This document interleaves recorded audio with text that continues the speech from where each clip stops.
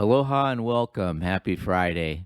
I'm Digital Micro. You're on the Digital Micro Trading Journal channel. Price action, order flow levels for Friday, March 31st, 2023. We're day trading for an ROI payout. No trade recommendations, just a trade journal. So I'm going to go over some price imbalance, action, draws on liquidity, order flow levels, and most importantly, we have an 8:30 a.m. Eastern Standard Time news catalyst. So let's get right to the charts. I'm journaling my chart here for the 24-hour, and we are deep in the Globex, Europe Globex. And this is the 24-hour chart, and here's the levels I've got. So if this rally wants to keep going up, I do have a target here, and that's 4104.25. And how did I get this? This is the candle wick equilibrium point, and that goes back to the high of March. Right here, you can see this doji candle on the left and the middle of that wick.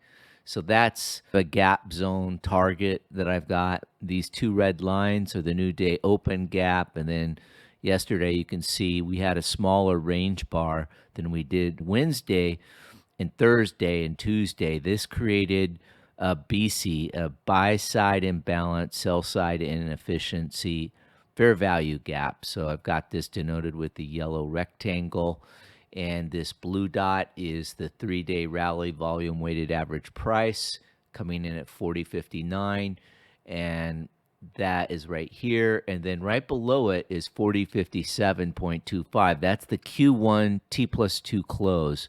Very important at the institutional level of how we close the quarter technically for book squaring.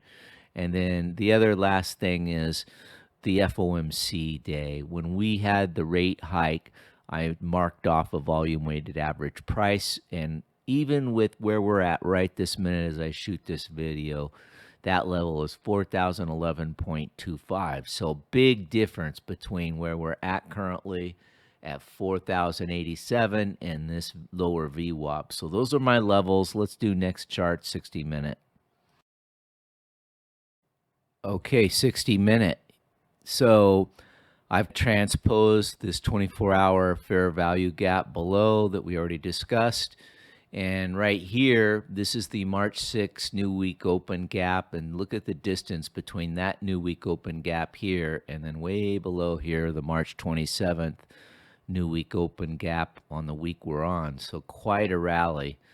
So, again, my projection on the candle wick, halfway point on the equilibrium point in 4104. And here we are. So this is Asia. And then you can see as I scroll to the right, this is Europe right here. So this is where we are. New week open gap, March 6th. We're hanging out. We've had the ramp. Now we've got the camp. I don't know if we are going to go reach down and then come down, but I'm thinking since it's a Friday, we're going to have less of a range than we did, and possible targets below on the pivot. It's 74.50 below, and then below that, we've got S1 coming right in at 60.75. So that's definitely a range here. So that's all I've got on the 60 minute. Let's go next to the 15. 16.5 handle range on the 15-minute chart here. This is what we're on, and so this is what it looks like. So we have a double top here, 4,093.75 here. We go lower. This is still Asia, and I'm scrolling down here.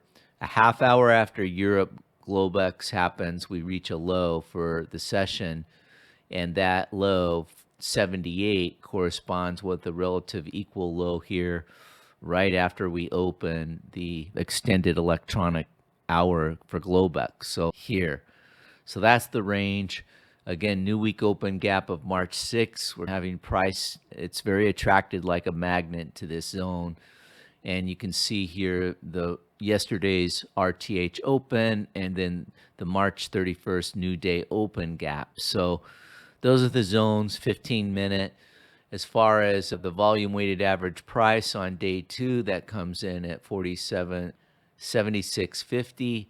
and way down here we come down to 4060.5, and that corresponds with the low that we had. That was the low of the day for Thursday. So I do think that's a possibility if we get there in Friday RTH.